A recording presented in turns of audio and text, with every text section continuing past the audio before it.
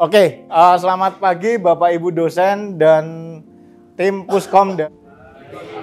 Senang sekali ya rasanya saya pagi ini bisa berdiri di sini untuk sharing sesuatu yang mungkin kecil tapi akan sangat berguna bagi Bapak Ibu sekalian. Pagi ini saya akan mempresentasikan langkah cepat tanggap hadapi insiden. Lakukan dengan langkah komprehensif ini. Pertama-tama teman-teman, dari data yang saya temukan di Statista bahwa tahun 2022 sampai 2023 industri yang paling rentan terkena serangan itu ternyata dari sisi edukasi. Data ini saya dapatkan dari Statista dan berbanding lurus ternyata dengan beberapa case yang saya temukan.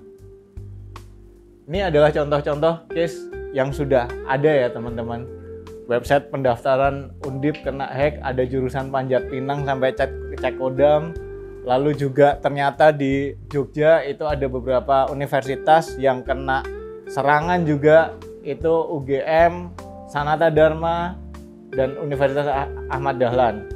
Lalu bayangkan teman-teman, dosen dan Puskom semuanya, IAIN itu ketika situsnya dibuka malah jadi situs judi online.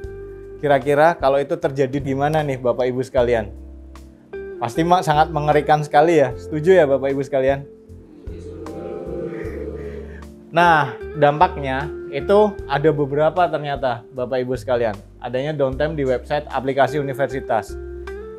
Bapak Ibu sekalian pernah membayangkan nggak sih kira-kira ketika misalnya teman-teman mahasiswa itu mau ngakses e-learning atau mahasiswa baru pengen daftar, ternyata aplikasinya mah jadi lagi down gitu, jadi nggak bisa daftar, nggak bisa untuk ada layanan untuk pembelajaran, lalu juga layanan pembayaran seperti itu pasti sangat mengerikan sekali. Yang kedua, adanya kerugian material dan imaterial.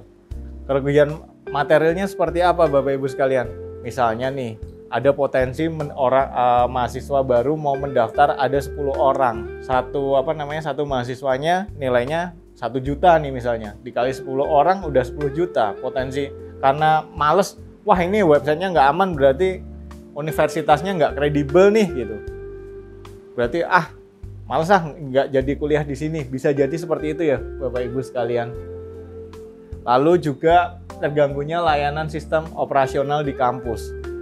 Bapak Ibu sekalian bayangin nggak kalau misalnya nih mahasiswa mau akses e-learningnya, padahal dia butuh untuk akses e-learningnya untuk belajar ujian, ternyata sistemnya down dan sebagainya. Dan serangan-serangan yang terjadi itu biasanya terjadinya secara dadakan. Kadang-kadang Bapak Ibu sekalian nggak siap nih untuk menghadapi serangan-serangan yang tadi saya sebutkan di awal, bahkan sekelas Undip aja nggak siap gitu kan. Nah, lalu apa sih yang harus dilakukan oleh Bapak Ibu sekalian? Ternyata perlu memiliki kapabilitas untuk respon cepat menghadapi serangan.